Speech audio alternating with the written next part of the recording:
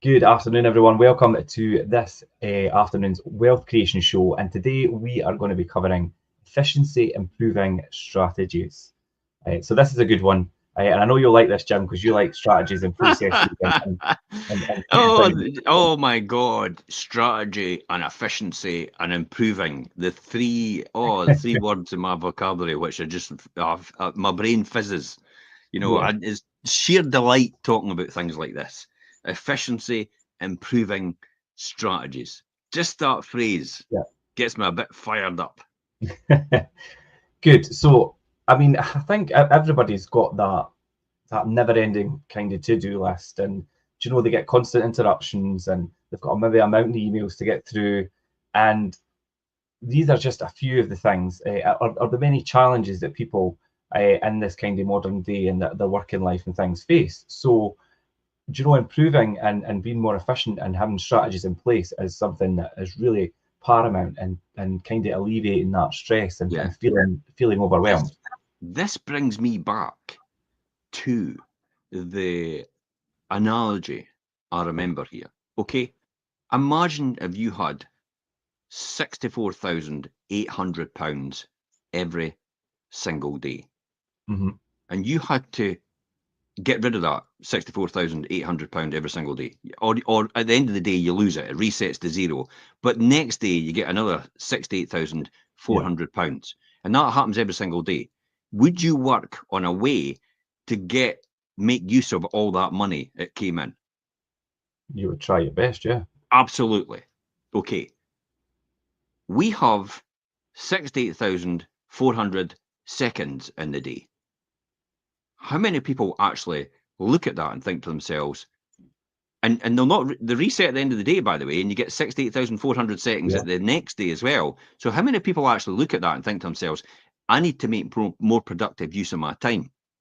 Because do you think Warren Buffett, Richard Branson, Jeff Bezos, Elon Musk Steve Jobs. make more use of their 68,400 seconds a day than we do? Of You course they bet do. they do. Of Yeah. course they do. So this is the key here. It's about making sure you understand the value of your time. Your time is more valuable than the money, by the way. Hmm. It always is. You never get to your deathbed and think to yourself, I wish I had more money. What will you say? Wish I had more time. Absolutely. And yet we squander time like it's in abundance. But what we just talked about, the now, is now in the past. It's gone. The past is in the past and there's no future in it.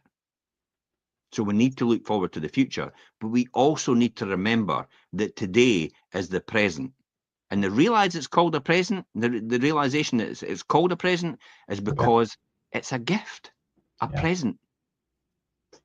Today is a gift that you have, and tomorrow that gift will now be gone. But the great thing about tomorrow is you'll have that gift all over again in a different form, but you'll still have 68,400 seconds to use. How well are you going to use it? How efficiently are you going to use it? And how are you going to improve your strategies to improve the added value that you can offer to yourself or to someone else? Yeah. Because we all know people that are, we know people are accountants, but some accountants get paid a lot more than other accountants, don't they? Hmm. Yeah. So what determines that? It's their skill and Well, expertise. yeah, what they do. Yeah. We all know people are solicitors, but some solicitors get paid more than others. Some people are doctors, some people are surgeons, some get paid more than others. Some people are runners, but some runners and athletes get paid more than other runners, don't they?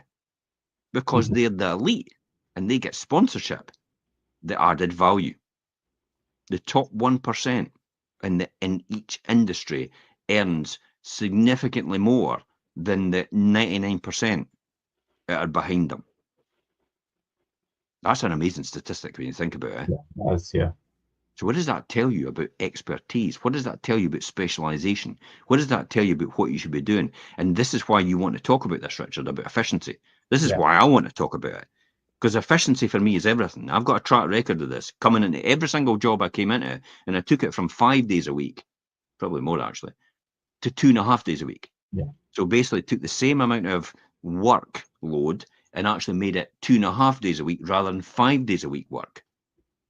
I did at one point get taken aside by the rest of the people in my department in Standard Life in Edinburgh. And they gave me the Jim, could you slow down, please? Why? Because you're showing us all up. You're getting the same amount of workload as us.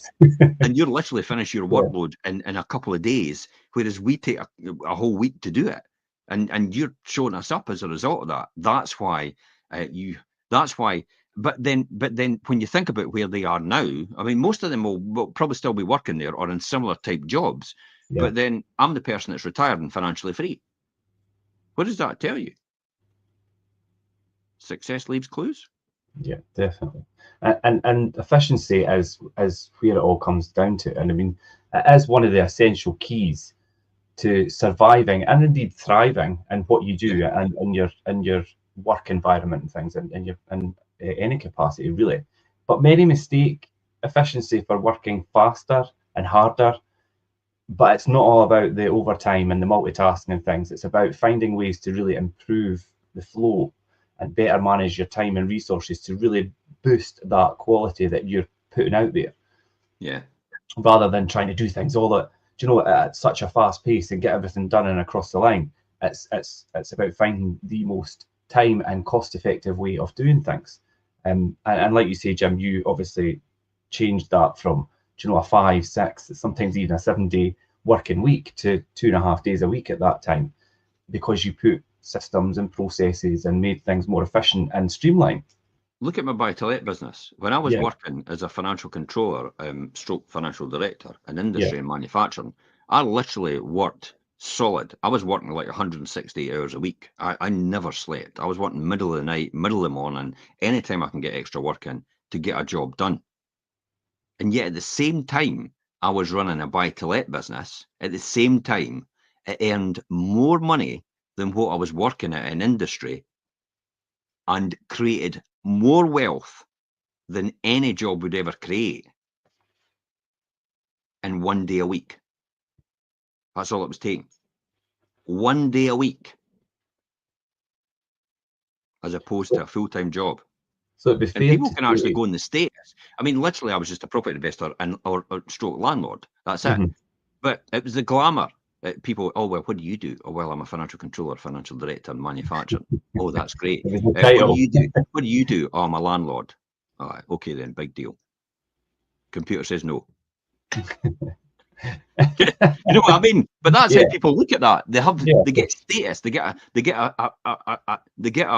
a fit of status. You know, it's like, oh, I can't do anything. And I noticed this in industry as well, the fit of status. It's like people used to say, it's like, oh, I'll come and work with you.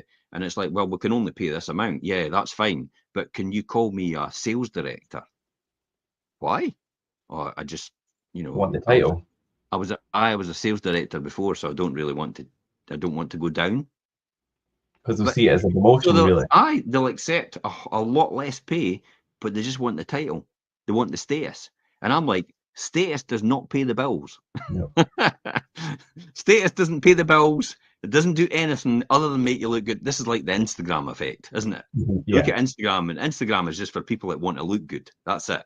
Instagram really doesn't do anything other than boast, as far as I'm concerned. And, that's just, status just doesn't pay the bills. And that's all I could really say on it. So let's get on with this and let's talk about these things about how what does it mean to work efficiently? What factors affect efficiency? And let's dive into these factors so people can understand what's going on here. Well, I think we're already touching on what it really means to work efficiently. And obviously it is commonly misunderstood, and often people think that it means to work that harder and faster and a lot longer as well. Yeah. However, as you've just demonstrated there, Jim, efficiency is actually about being a lot more strategic with your time and resources. Absolutely. And working a lot smarter, not harder. And that might sound totally alien to some people, but it's true, because they think the harder you slog at it and the more hours you put in, it's not. I mean, if you could really strategically think about a smarter way to do things, then you'll find that you'll get a lot better results with a lot less input. If And it's a if bit, you're putting in more hours, if you're putting in more hours and it's smarter, yes, you're leveraging your position because you're yeah, wanting to get to wherever it is your destination quicker. But if you're putting more hours, knowing damn fine that you could actually make that more efficient, then that's just stupidity as far as I'm concerned. I think in the beginning of anyone's journey, they'll always put in a lot more time and effort and hours and things. But once they are kind of well established in whatever they're doing, they start to then see the bigger picture and think, right, okay, I could do this a lot more efficiently. And do you know, and obviously there's that progression that will happen. And then really eventually you'll maximize what you're outputting with minimizing the work hours and the effort that you Hmm. put in, because you'll bring other people in and you've got different strategies and processes and things in place, because then you've got a better grasp on what you're actually doing. So I think in addition to prioritizing tasks and managing your time, working efficiently also involves really leveraging things like technology. Do you know, look how we've come in our industry with technology. I mean, maybe not other agents things, but us. Yeah. And to really automate the mundane things and improve and collaborate with a team. And like we say, rising tide lifts all ships. And somebody that tries to make everything revolve around themselves, they're never going to get anywhere fast unless they've got other people around them working together. That's a big thing for me, and indeed yourself, Jim. We work as a team. Yeah, it's. I know I'm going to say an analogy, and everyone will go, "Oh, yeah, together everyone achieves more." Team. Yeah, yeah, Together everyone achieves more. teams. Yeah, TEAM. Team. And here's a classic example about another one. There's no I in team. hmm And it's true. It's like if you're just doing everything as an island yourself, yeah, you could be efficient. And I managed to do that. And I managed to be a millionaire doing that. You know, I didn't, but I still, but then when I think about it, I did have a team round about me, but they were all people that helped, subcontractors. I never really had anybody employed with me. I just had subcontractors. And traditionally, the now anyway, it's like, you know, you do all my lettings from all my properties and my management and everything like that. And no, I just make the buying decisions now yeah, for what portfolios I would buy and what properties I'm going to buy. But when you think about the logic of that, I don't employ anybody directly in these companies that I've got my property portfolios in. So that's easy. That's scale. That yeah, you could scale easily with that. And that's how you could be efficient, because then you're only paying for the resource that you need rather than the resource that you're having to pay even though you don't need it. We talked about that recently about a subcontractor we're using. We want to give yeah, them notice, and it's like, because they're not that we're paying them a certain amount every single month, like a retainer. But the reality is, it's like we don't need them really because we can bring it in house, because we'll yeah, have someone it could bolt onto as a result, because we'll have new people in that yeah, in our organization. So that is how you become efficient in terms of what you're doing. It's the same way when it comes to Facebook strategies. When you come yeah, to a Facebook strategy and you're building a campaign, you want to make sure your cost per view or cost per click is going to be as minimal as possible. I'm at 1 and 2 pence still on Facebook cost per yeah, click. It's like and cost per view. And everybody's like, wow. And they're all hitting YouTube and it's costing an absolute fortune. They're hitting hmm Google and it's costing an absolute fortune. And it's like Facebook's where it is. Everybody's on Facebook. The Everybody's on. majority of the world's population is sitting on Facebook. Yeah, you've got that audience right there in front of you Aye. to take advantage of. Yeah. So it's making it more efficient. I've got no, I mean, we're on TikTok just now, and I've Just really going to got say no it. desire to be on TikTok. But you know, we go on there now and again just as experimental to see how we get on. But TikTok doesn't phase me at all. It's no up nor down.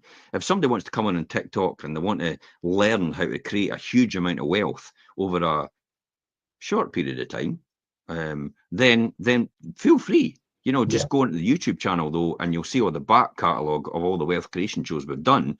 And this is just one of them. And once this is finished on this live on TikTok, that'll be it finished. yeah, You'll never goes. see that again. It's gone. It's never kept in historical. It's never kept on TikTok itself. It's just a live broadcast.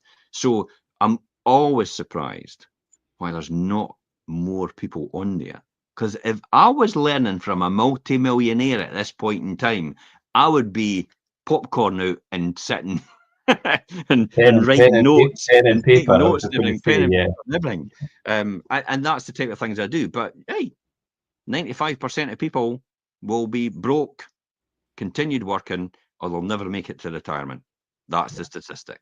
5% will be, 4% of them will be rich, and 1% of them will be wealthy. Wealthy. Wealth is where you want to be. Create wealth. Wealth creation is what provides income, not the other way around. Income doesn't provide wealth creation.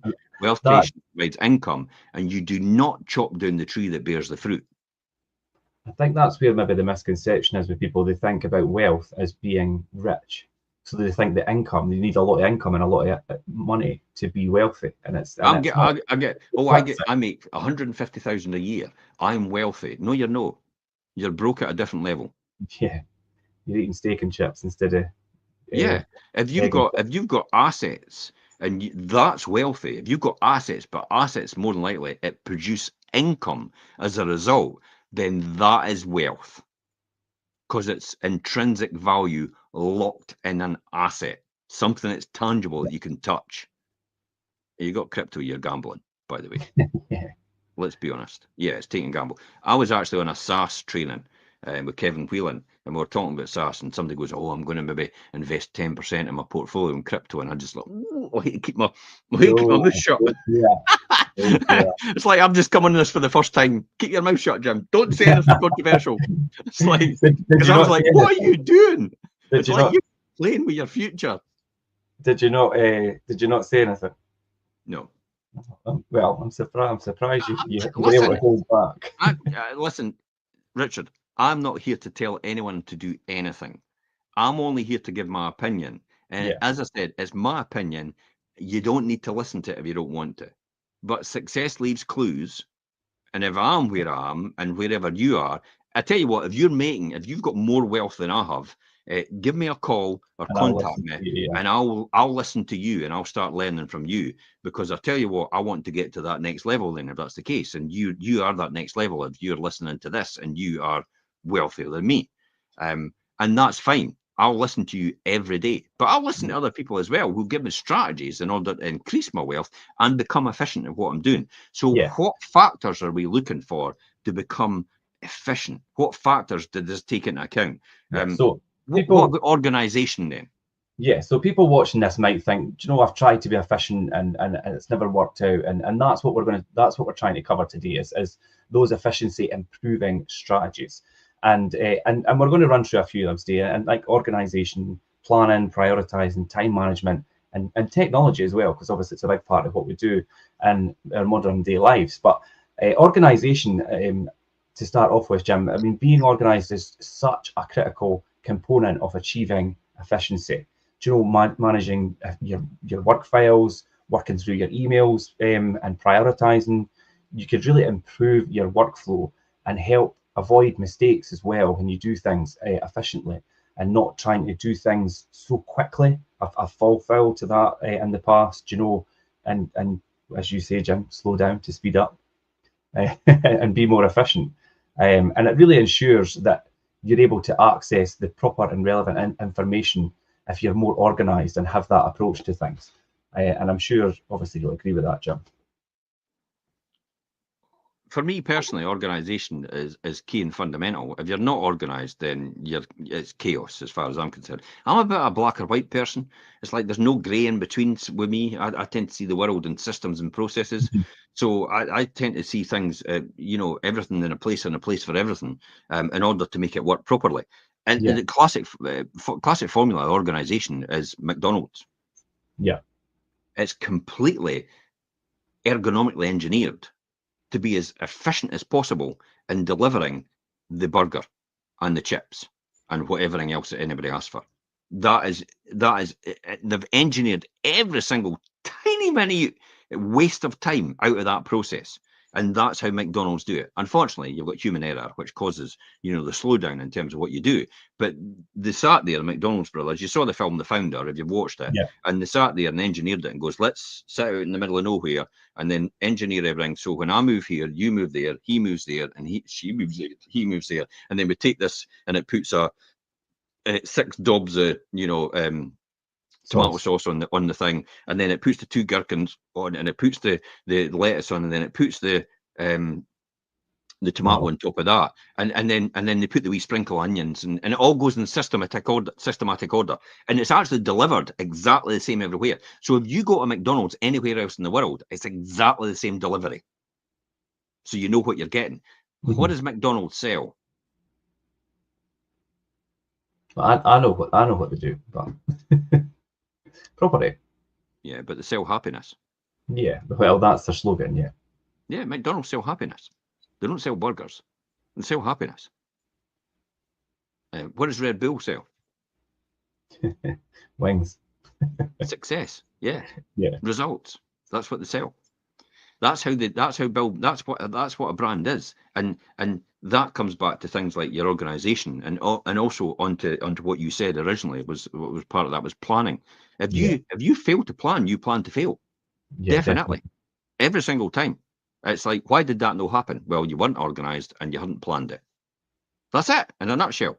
You just left it to chance. It's like, oh well, if it happens, it happens. And then the next minute, it's like, oh no, it's I'm about half an hour late. I better get moving. Well, you should have put it in your diary, and you should have been more organised, and you should have planned. Exactly. I feel like I'm at school. Do you know? And some people watching might think, "God, this is simple stuff," but it's not that common to a lot of people, and that's where they fall foul. It's at the fundamental, simple things at the original organising and planning stage. People. The world is full of educated idiots and people that are just broke at a different level. That's really what it comes down to. And that seems to be the fundamental problem. And the thing about, all the things that come with it and all the preconceived ideas that people have about how the world should work is what holds them back from seeing any opportunities to follow, because that doesn't fit their paradigm and their world. They're the way the world works for them. You have to be open to that. Hence the reason why I talk a lot about reading the right books and learning from the right people, because then that's what makes it better for you and gets you to the next level, about whatever that level it is you want to get. You could have anything in life you want to get. You've just got to work on a way to get it. And by the way, you can have any amount of money you ever want. You just have to learn how to attract that money towards you as a result. And sitting going, with two joysticks. It's like, it doesn't work. It's like, it doesn't come, abundance. No, that's a lot of shite. Yeah, it's like, that doesn't do anything for you at all. You need to focus, and you need to plan, you need to prepare, and you need to also prioritize. Yeah. Just and obviously prioritizing, and it's so true that obviously having that goal or your purpose in mind, and having that plan scheduled, and then really thinking about the process. Do you know, you really need to think about roadblocks ahead, and that's risk analysis as well. I mean, if we take property investment, we talk about risk analysis and thinking about what may occur further down the road with your investment, for say, and then trying to then obviously think in advance to solutions or ways to avoid that. And if you can't find a way around that, then maybe it's not the right plan or the right route to follow. Would you agree? Yeah, definitely. Some people actually their whole life spend their time climbing the ladder, only to find out it's leaning against the wrong wall. Yeah. And primarily the reason for that is because they've not actually planned about what they're actually wanting. They've not actually set the targets of what they want or the goals that they want. They've not thought about what they want, so they just start off on a ladder and they end up realizing it's like, I'm going to have to shim it to the next wall. Yeah. And that's a lot more difficult than actually, but you shouldn't get paralysis analysis. You shouldn't actually get caught up in the detail, like what we're saying, and the small tasks. And that's the key here. So it's actually prioritizing what's more important to you and what you should do now in order to get the result that you want at the end. Now, a classic example about this is we've just pre-recorded the autumn show for a state agency, selling in autumn. Now, we're nearly at the end of the month. Autumn officially starts on the 1st of September, but that's planning. Yeah, that's organised.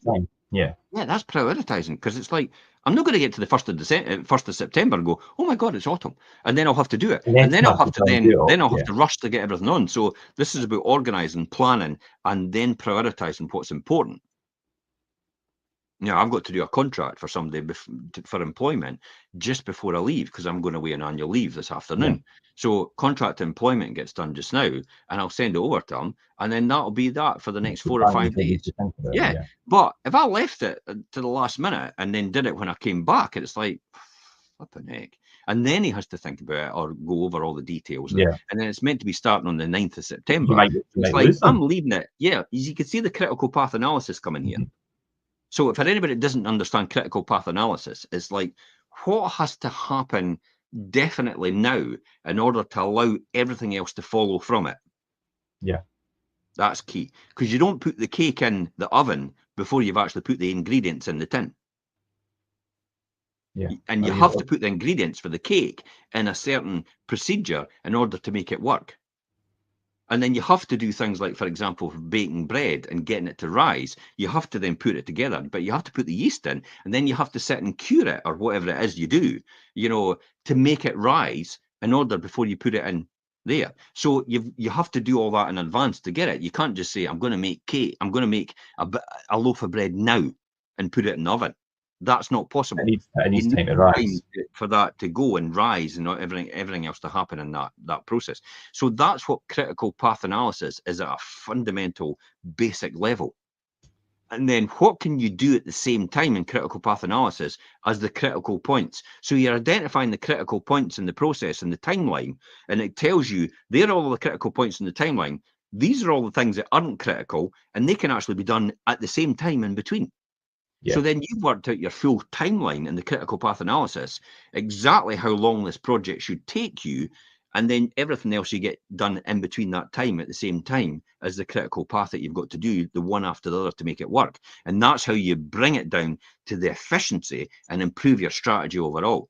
So when I That, went to buy a property, what I used to do and what I still do is when I buy the property and it's empty, I then conclude missives as quick as possible on the principle that I can get in and start the refurb straight away yeah. when they still own the property. But the legal side of things is done. They're paying for it all. They're paying for the financing, by the way. They're subsidizing me because I'm refurbing at the same time. But it just so happens at the same time, you're in at the back actually advertising it for rent for the day it's finished. Because we Yeah. know the critical path when it's finished. And that's the day of conclusion almost. So you can get the property refurbed, you can get the gas certificate done, you can get the electricity certificate done, you can Yeah. get a tenant lined up for the day that you buy it, the move in. Which then increases your Money occupancy from rate. And yeah. I love printing money. Yeah. Yeah. And It's that pretty boring, but boring pays well. yeah. Just keep printing that money. Boring pays well every single time. And do you know, when we talk about prioritizing and things as well, it always puts me in mind of, do you know, you talk about busy fools and people that don't prioritize and put the important things first and spend a lot of time doing the small things that really maybe are not relevant to what their end goal is or their purpose is. And you know, a lot of people have fell foul to that. Oh, I'll put my books in Yeah, alphabetical order. yeah, and just This, do all these now silly this is mundane this is things that don't. Richard's. Yeah, This is my SAS and my trust planning. So that's a T or is it an S?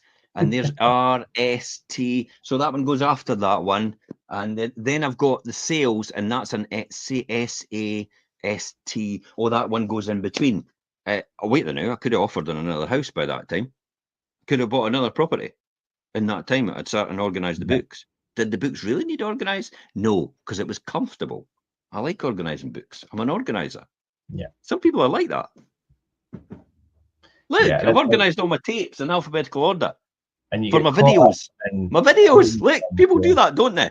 It's like you go into their house and they used to have walls and walls of videos. DVDs and And then you videos. see them all like, there's all the A's, there's all the B's, there's all the C's. And it's like, what was the point of that? Mhm. Oh, well, I can find anyone I want. How many can you watch at any one point in time? Oh, one. What? It's like, so that's it, really. And that is the point. It's like people will spend more time on just organising themselves. Yeah. And I tell you what, stop organising other people's lives. Mhm. That wastes your time, by the way. Unwanted advice. Make yourself more efficient by stop giving unwanted advice to other people. Yeah.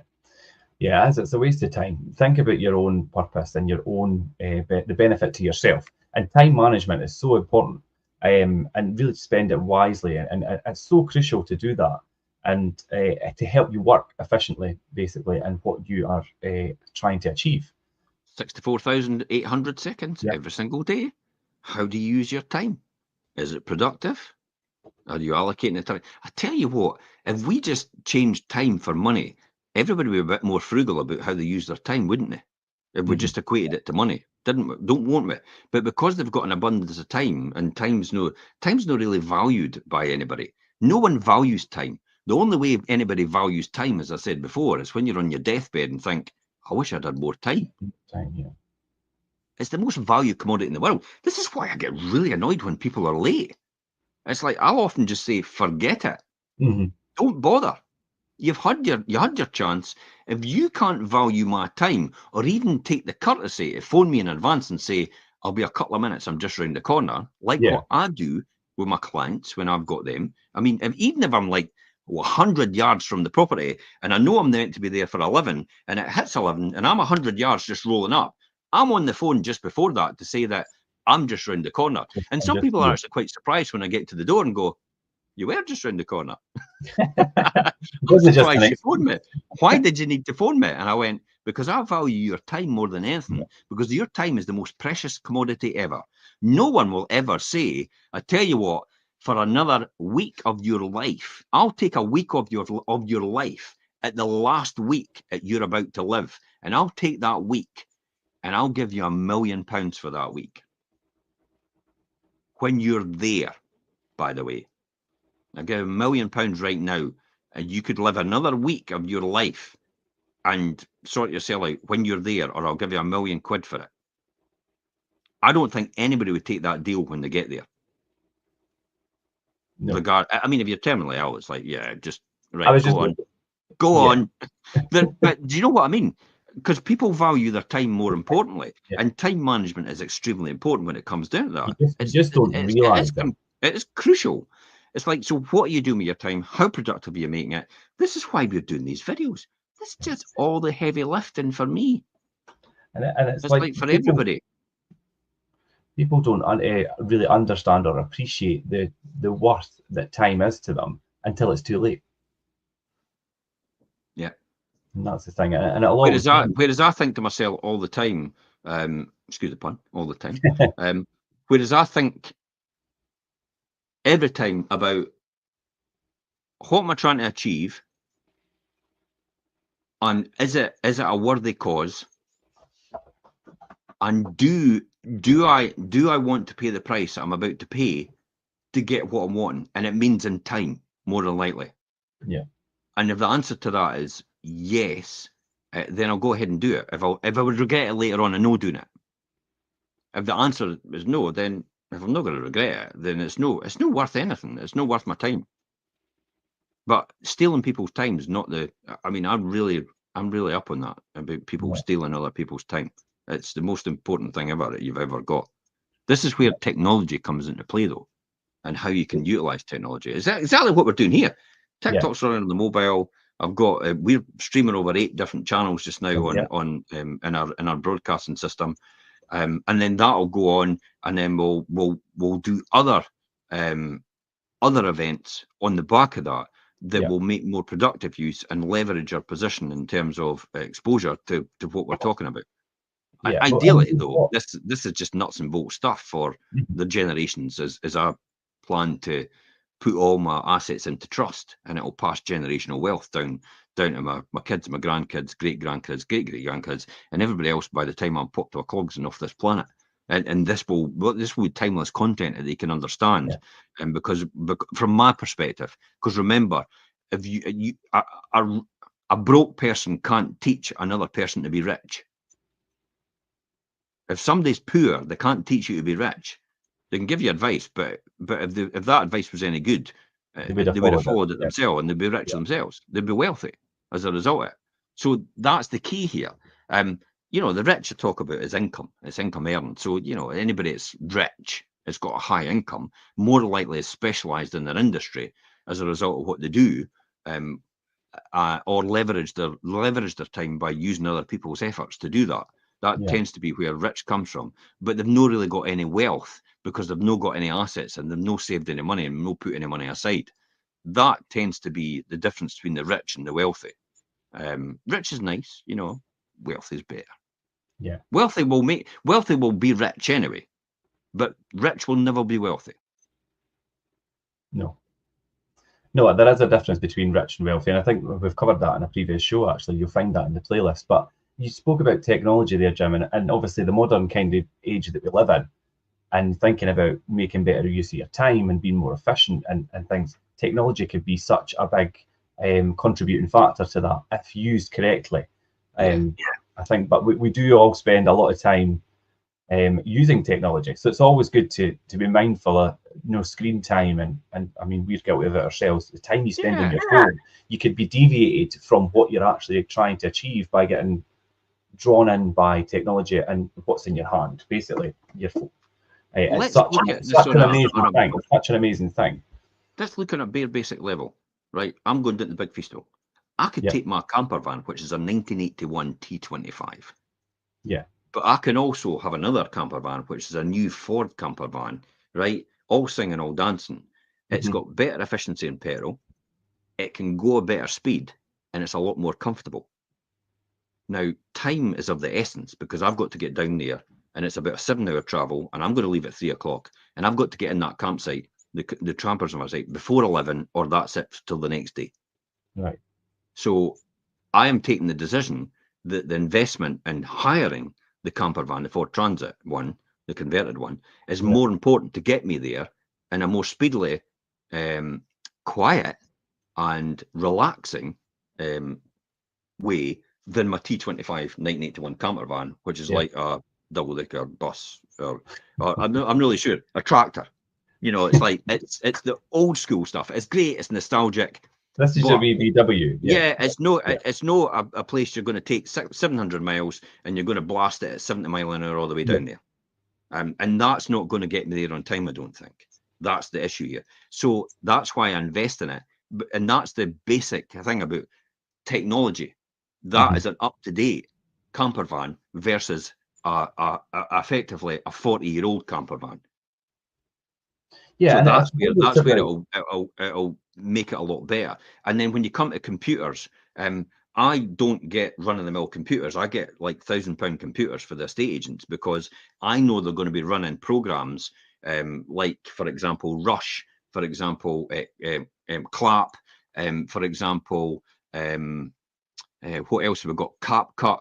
We've got all these different things, and we're going to be running a lot of video, and we're going to do video editing on it. We're going to be looking at photographs in high resolution quality. We're going to be there at efficiency all the time. You're going to be wanting to send big files. You're going to be wanting to upload to WeTransfer to send files to each other. And when you think about the compounding effect of not having the right technology and the time that it takes to upload these files and have to wait on them to get done and re-engineer things and re-edit things and render stuff, that compounds over a year to quite a significant amount of time. And in that time, you could actually be out seeing more customers and listing more property, which is far better use of your resources than actually being an admin person. Now, you could use other resources. You can outsource as a result of that as well. And that's fine. And that then takes that pressure off of you. But then you've got a huge reliance on them. And plus the fact is, what you need in the moment might not be possible for that person because they've got a huge schedule of work they're needing to do and backlog that they've got to get involved in. Here's technology, how it works. What about technology, how it works just now? In the NHS, for example, people will be diagnosed quicker. But also technology has actually slowed things down because more people have to go through a certain procedure. The system they've adapted and adopted as a result of the NHS. So technology sometimes is a hindrance for the sake of it, because that's the way the system works. But you can make it streamlined to make it work more efficiently. I personally think I could sort out the NHS no bother. Genuinely. But the problem with the NHS is the people. Yeah. The people that are running things, It's the indoctrinated attitude, because the people that are running the NHS technically are people that are trained to be doctors and nurses. They're not technology people. They're not process driven. They're not systematic driven. They don't understand what needs to be done to speed things up, because they're not of that mindset. That's not how they're trained. So the problem with the NHS is technically the people that work in the NHS. They can solve people, they can cure people and all the rest of it. But the reason the NHS isn't as efficient as it should be is because of the poor use of technology. And all they're doing is relying on the salespeople from outside organisations to sell them a product that they think can solve their problem, when in actual fact, all it's really doing is creating more money for them. Yeah. Yeah, and it's true what you say. It's about finding that right balance between technology and things as well. Like you said about the computers for agents.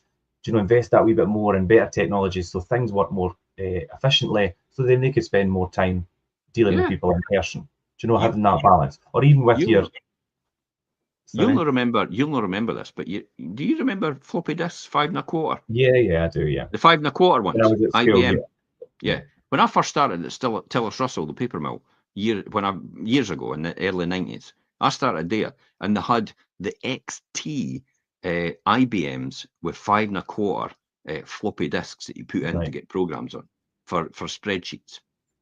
And I tell you what, it took bloody ages to upload these blooming things every single time when you put the floppy disks in. And it was just a green screen on a spreadsheet, and that's all you had to work on. And that was the XTs. And I went to my boss and I went, and we upgraded to a Windows 286 computer. I says, I can take Lotus, because Lotus was the spreadsheet at that time. It wasn't Excel. I can take Lotus 123. I could put everything onto Lotus, and I can put lookup tables to make this so efficient that I could take the workload down for everyone in the office. Now, he says, how much is that going to cost? And I went, well, you're going to cost about 20 grand investment. He went, oh, you're a bit bogged. And I went, oh, we're no into that, spending all that money. I says, okay, let's look at it this way. Let me take the time that takes versus the time that it takes with a new computer. And I halved the amount of time it takes. And then I monetized that over every single person. And it came to something like £100,000 in a year.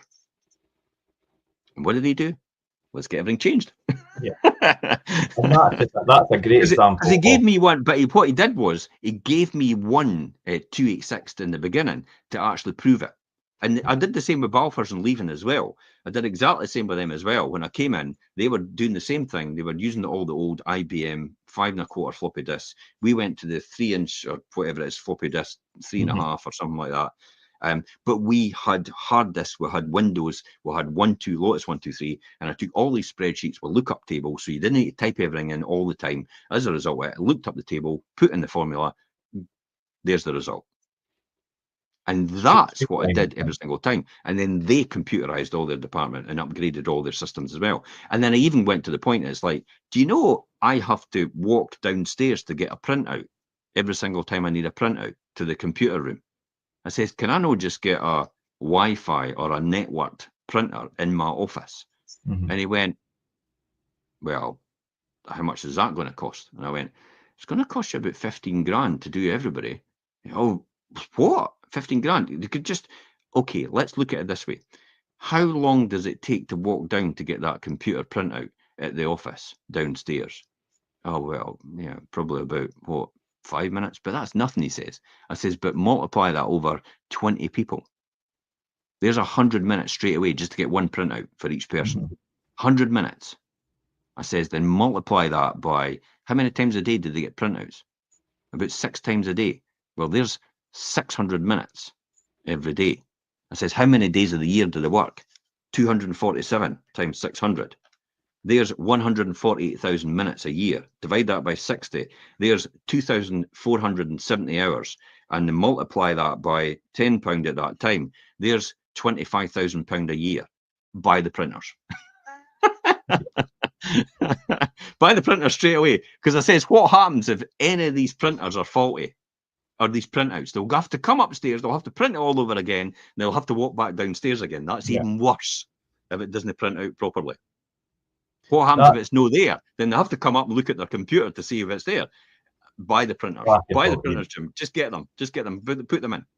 And that's a prime example of streamlining processes and increasing productivity. This is why we're on. This is why when we come on technology and we come on the laser printers, it's like we've got brother laser printers, and everybody's going, "I'm trying to get this fixed now." Hey, buy another laser printer. It's 150 quid.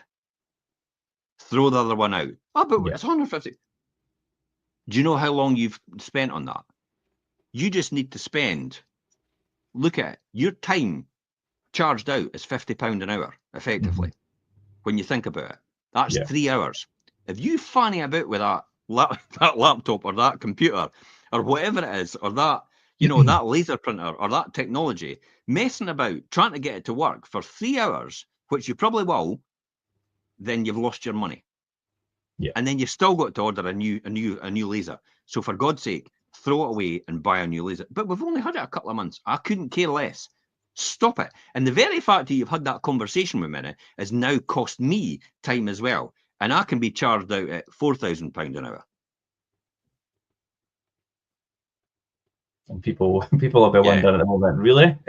Yeah, that's why people talk to me and they sit and they sort. I need to sell you something, see if I can save you some money on your utility bills. How much are you going to save me? 250 quid a year. I said, you know, you've lost me that 250. Just actually phoning me up and talking to me on the phone now. You've lost me. What do you mean I've lost you? Because my time, I could have been doing something else which would generate more money. Yeah. Way more than the 250 quid that you just talked about. So I'll suck it up and take the 250 quid hit for the extra money on the utility bills, and that's fine with me.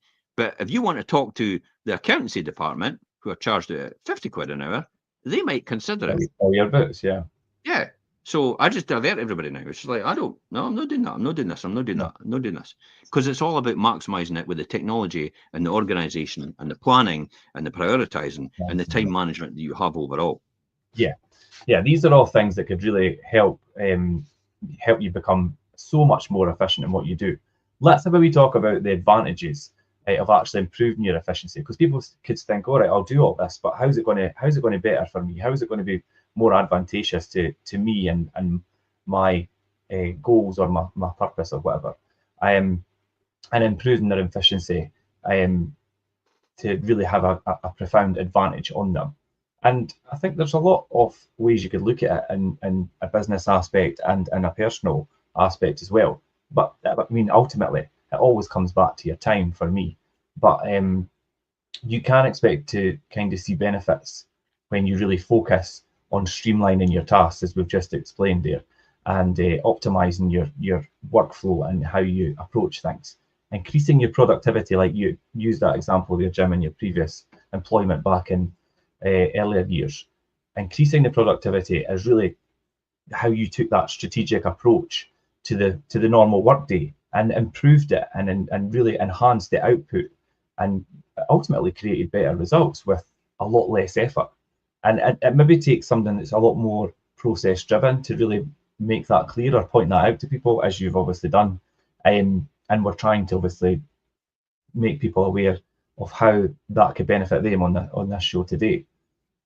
Do you think it's a lot easier to get people on side when you actually demonstrate it to them like that in black and white, or put it in front of them? Because sometimes people can't see the wood for the trees. No, I don't think so. Unless they've got a compelling reason to change, they'll not change. Yeah. So when people have compelling reasons to change, either pull by your dreams or push by your circumstances, then you'll do something about it, and then you'll increase your productivity. You'll start to look at new things, to new ways to do other things. You'll start to collaborate with people that you didn't want to collaborate with before. All of a sudden, they're the best buying beer. You know, the best thing since sliced bread. You know, you could come up with every single analogy going, if I could say. But you know what I mean? It's like, you know, when you have a goal in mind, then you start to collaborate with other people. You start to be more productive in terms of what you're doing. But when you don't have a goal, then you kind of think to yourself, well, it's like a football pitch. You can aimlessly kick the ball around if you've got no goals to score. Yeah. But as soon as you put a set of goals in front of somebody, they immediately go for the score, don't they? They come back to it straight away, don't they? And that's the key. They immediately go for the score and they immediately go to win overall as a result of what they're doing. Yeah. I think that's where the difference is. Collaboration is so important, and working as a team and having that team around you where you all work together with the common goal in mind. And that's what you're all working towards. Yeah. Trying, as we said earlier, trying to make everything revolve around you as a single person can take its toll on you, and you'll never really get that far ahead. I think it's like if everything relies on one person's ability to perform, it can be a bit of a holdback or a setback in any kind of goals or things that you're trying to achieve, because you need other expertise, and you need other people that you could spread that. Like you say, Jim, your time is worth a lot more to you doing other things Yeah. than, and so you outsource and you delegate things to other people, because it's, well, I've got more worth to myself using my time doing other things. But you've got a team around you who do all the other things that are not so time worthy to you for you. And that's how you should really look at it, and collaborate and have a team. So yeah, increasing productivity and working as a team ultimately then frees up more time. Yeah. And that is the most important time. If you That is the most important thing, is time. And optimizing your efficiency can give you that more time in your schedule. Yeah, look at the collaborations you go at the PIN meetings and stuff like that, the property investors networks, Mhm. and in terms of the collaborations you have with your investor groups as well, Yeah. and the people you associate with, it really is the case that your net worth is your network. It's Mhm. and vice versa. Your wealth is directly related to the number of people you actually speak to. Yeah. I think so anyway. Or your income will be directly related to the number of people you actually speak to and collaborate with as a result of that. Yeah. The And amount of the conversations more and people, the interactions. more people you collaborate with, and that's why collaboration is so important, and that's why improving your efficiency to be able to have the time to do that. See how we're coming back to time Yeah. every single moment. Everything revolves around time, but you can leverage your time and you can become more productive. Remember, I mentioned £4,000 an hour, Mhm. and it's like, really? It's like, how's that possible? It's because I have other people working with me as well. Yeah. So I've not got 168 hours in a week. I can have thousands of hours. I mean, how many hours in the week do you think Jeff Bezos has? He's got thousands of people working for him. He's not just 168 hours in the week. His time is all the multiplication. Everybody else's hours that are involved in that. That's how much he's leveraged his time. And he makes the strategic decisions. I think he only makes I think it's something silly like I only make one decision a year. It's something like, I remember him saying that on a podcast or something. I just make one decision a year, and he says that's all I'm here to do. That one decision every year. Apart from that, everybody else runs the business, does the job, and I trust them. The key is trust. I trust them to make the right decisions and better decisions than me. Richard Branson does the same. Yeah. Bezos does the same. Musk does the same. Musk's a bit of a dabbler, isn't he? Mhm. He likes to get his hand. He likes to get his Get sleeves involved. rolled up. Yeah. I think he's got a lot to learn still. I know that's daft because it's like, wait a minute, this guy's a billionaire, and you're what? I'm nowhere But near when you that. look at in comparison to a lot But like successful I people. do think he's either going to turn out to be the smartest guy ever, and and we just don't know it yet, Mhm. or it's going to be a you know a lesson where you're going to look back and think this guy could have been a hell of a lot more productive if he just stopped getting into fights, Mhm. because Yeah. he just seems to fight with people, and maybe that's a lot to do with the ketamine and stuff that he takes, because that's for people with depression. Yeah. So he Yeah. That. obviously has sleepless nights, and he obviously worries about things, and he obviously gets tied up in it, and that's why he's not got any real relationships with people we know of. Um, so I think that I think he would be a lot more productive if he got his act together and be a lot better at what he does and get a lot better results at being Yeah. a bit more organized, planning, prioritizing and stuff like that. And he definitely uses technology to leverage Oh, position, of course. Yeah. and his advantages are definitely the collaboration. He does that. We know that. Yeah. But the thing is, he must have that time because he sits and does podcasts with people. Mhm. I mean, if you've not got that time, why would you be doing podcasts with people? So I think it's maybe just an illusion that we are given as a result of the social media presence that he what has, is and the portrayed, the picture that everybody wants to portray about him, like some way out person is like just on a totally different planet mentally. hmm I think that's maybe the picture he wants to elude, like the No, that disruptor. there might be something very mastermindful behind all Of that. course it is. Mastermind is a great word for Elon Musk, Yeah. isn't it? hmm A mastermind. And I think that's what he's trying to portray, some sort of completely superhuman person that no one's ever encountered, almost like what Gaga did. And almost, And all he's these succeeding different, in doing it. yeah, He's succeeding in that's doing it. right. So people remember him. So he's not Yeah. just he's just another Jeff Another Bezos. businessman. Yeah, Yeah. yeah, somebody it's a pioneer, hmm somebody it doesn't take no for an answer, somebody that's a bit wacky, but Stands out to the crowd. Yeah. yeah, eh, when you're when you're poor, you're classed as a loony, but when you're rich, you're classed as eccentric, Yeah. Yeah. That's and very that's where Musk is. He's eccentric. yeah, definitely. But then he's obviously went through all these processes that we've been talking about today, and I think when you start to implement those really improving and efficiency improving strategies and things as well, it brings you to a point where you start to really be I mean, you have to be originally, but it will obviously make you a better problem solver because you start to Yeah. see the bigger picture and you think, oh, well, so this, if I do this and I do this, I'm going to get this result a lot quicker. And, and things start to fall into place a lot easier.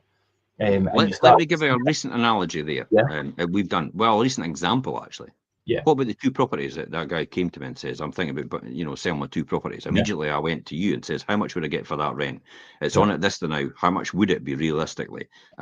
How long's the tenancy be going? So we knew if we could increase the rent at all. He obviously says that, well, they're earning this amount, so they'll be able to afford it. And then immediately went to Audrey in my legal department and says, yeah, would it be easy to get this through? I went to Kessler about the mortgage and says, what would be the financing on this? And I had all the answers delivered with a team because I had built a team to make it super efficient and organized and plan it. So see how all that works? And yeah, it all brings into that overall picture and that collaboration between everybody, and having the right super team of people actually gets you the answer that you need. By the time, and this was literally within an hour or 2 hours, by the hmm time he had mentioned that and I phoned him back, we had a deal done and I knew the numbers. And the rest is just a formality before that actually makes a fortune for me. yeah, So yeah. The that rest is tells me everything. And boxes. Yeah, if you've had that sort of system and processes, in order to do that, you're absolutely right. This is what it does. It increases productivity, your leverage. It's a better collaboration between people as a result of that. It's the more free time because then I don't. It's like yeah, what I used to take a week or maybe 3 or 4 days to actually get a decision on now can be done in 3 or 4 hours at the very most, and that's been lazy, by the way. 3 or 4 hours. yeah. Yeah, but that, I mean, it's a clear example of really like, and we'll round it up on this note for the show. But as you say, streamlining your processes to improve your efficiency and ultimately get more done. That's really what we're looking at today within efficiency improving strategies. Improving your efficiency can really positively impact your work and indeed your personal life because it gives you that time back. Yeah. You streamline as much tasks as you can, eliminate all those distractions, and finding the tools and the team and the strategy that work for you, you could really get more out of your time and ultimately achieve your goals or achieve your purpose and find your purpose, which is ultimately what you should be aiming to do. So yeah, I mean, experience and try different approaches by all means to get that right one that works for you. Because what works for one person might not always work for another. So the key is to find what works best for you. And once you do stick with that, like you say, Jim, once you've found something that works, stick with it. It might be boring, but boring pays well. Yeah, I do think as well, probably one of the key indicators here is have a great mentor. Yeah, have somebody could actually, it's done it all before, and you could run it by and think, is this the right way I'm going, or have you tried? Because it's often you've done this before in the early days, Richard, and I know a lot of agents do this, and I've had this feedback from them all the time. It's like every time I say something, you shoot me down in flames, and it's like because I've done it.